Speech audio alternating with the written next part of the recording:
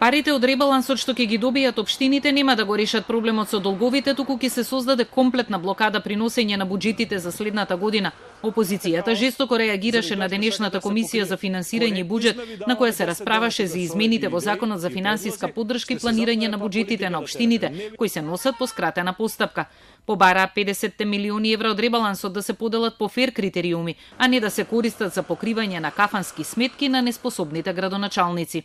Дајте сменете го овој следниот закон, 50 милиони да им ги даеме општините по фер критериуми по број на жители, број на населени места и да им ги даеме за конкретни проекти, а не да им ги даваме за кафански сметки, та ги правеле тие од ВМРО, та ги правеле тие од СДС, гајле ми.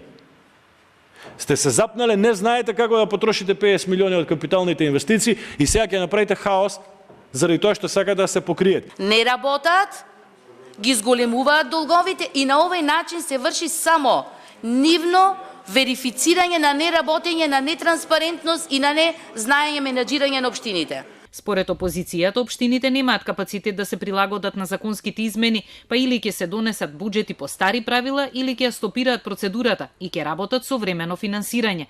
Владата и пратениците од мнозинството уверуваат дека парите ќе бидат потрошени за покривање на долговите кон добавувачите, со што ќе се помогне во локалниот економски развој, а новите закони ќе го спречат расипничкото однесување на градоначалниците. Тоа што го правиме со овој закон е практично чекор кој што претходно никој немал храброст да го направи. Имаме голем проблем кој што постојано се шири и апсолутно мора да направиме нешто од една страна да го решиме, од друга страна да го спречиме да се појавува во иднина.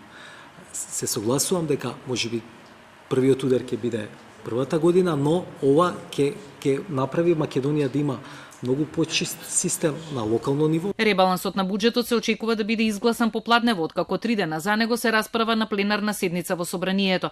Освен финансиска поддршка за општините, со него се обезбедуваат средства и за фондовите за пензиско и здравствено осигурување. Заклучно со септември оваа година, општините пријавиле долг од 97,5 милиони евра, што значи дека на нивните сметки ќе легнат 48,8 милиони евра буџетски средства. Најголеми долгови имаат општините Охрид, Тетово, Карпош и Куманово.